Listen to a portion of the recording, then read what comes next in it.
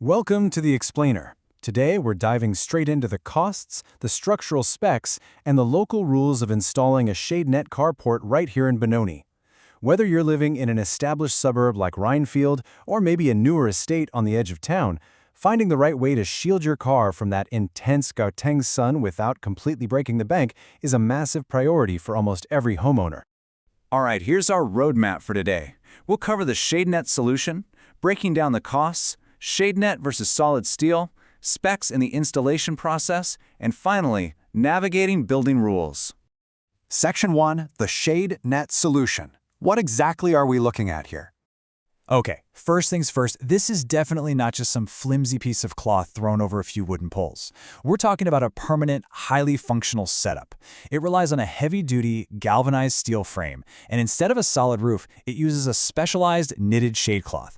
Now, this specific design does two really critical things. First, it blocks the vast majority of that direct, damaging UV exposure from eating away at your car's paint and interior. Second, and honestly, just as importantly, it allows for continuous airflow.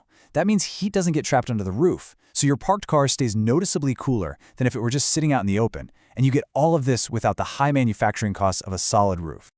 Moving right along to Section 2, breaking down the costs. Let's talk numbers. So what's the actual financial damage? If we look at the baseline market estimates for the Gauteng area, a standard single ShadeNet carport, which is roughly 3 by 6 meters, typically starts somewhere between 6,500 and 9,500 rand. If you've got two vehicles to cover, a double ShadeNet measuring 6 by 6 meters usually lands between 11,000 and 16,000 rand. But keep in mind, it's really important to note that these are just estimated guides based on standard ground conditions.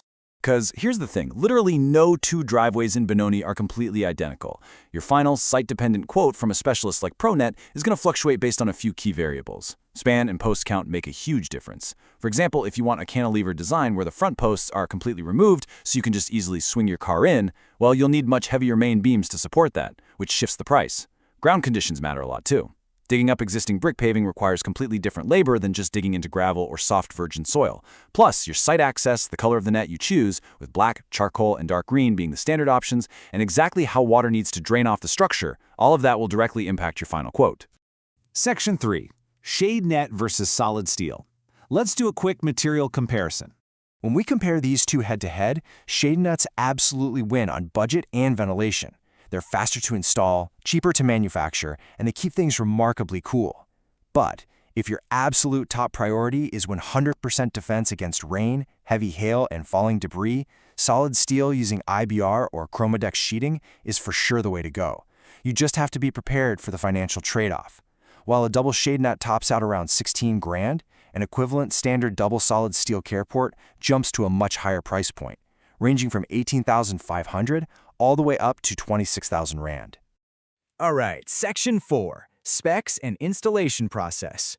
Let's look under the hood at the structural details. Remember earlier when I said these aren't just temporary covers? Well, the core of these builds is intensely heavy-duty. Picture this, massive 100mm by 100mm square steel posts holding the whole thing up, supported by 150mm lift channel main beams. And to keep everything locked in place when the wind picks up, they don't just sit on the ground. These posts are anchored a minimum of 450mm deep into poured concrete. Whether the crew has to pull up your existing paving to dig down or excavate right into virgin soil, they make sure this thing isn't going anywhere. And because the engineering is so solid, the durability is too. The knitted ShadeNet fabric itself is specifically designed for constant outdoor exposure. It carries a solid 8-year warranty. Actually, out in the real world, baking under that intense UV exposure, you're typically getting a good 10 to 12 years out of it before you'd even need to think about replacing the cloth. That incredible durability extends right down to the bones of the structure as well. The steel framework comes with a 3-year workmanship guarantee. That completely covers the physical frame, the tensioning cables, and even the stitching that holds the ShadeNet nice and taut. Now, to actually guarantee that high level of structural integrity, a professional installation crew literally physically assesses your property through 4 strict steps before a single piece of steel gets cut. They don't guess, they measure your actual driveway width against the specific cars you drive. They map out exactly where the posts will sit to ensure they easily clear your boundary walls, automated gates, or any existing trees. They check the soil base to plan the concrete footings, and vitally, they set the roof line and calculate the exact fall or the angle of the roof.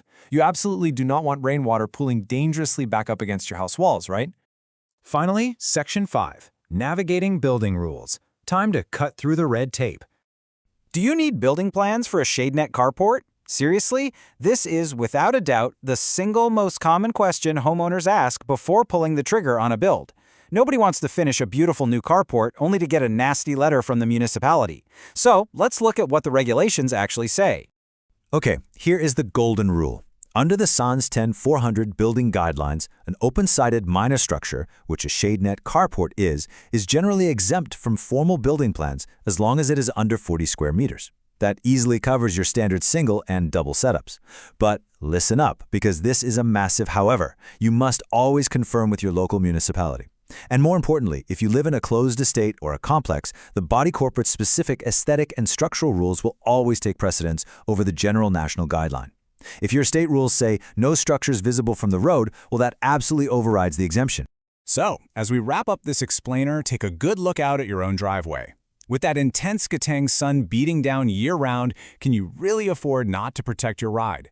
Assess your space, check those property boundaries, and ask yourself, is today the day you finally upgrade your property's protection and value? Thanks so much for joining me on this deep dive.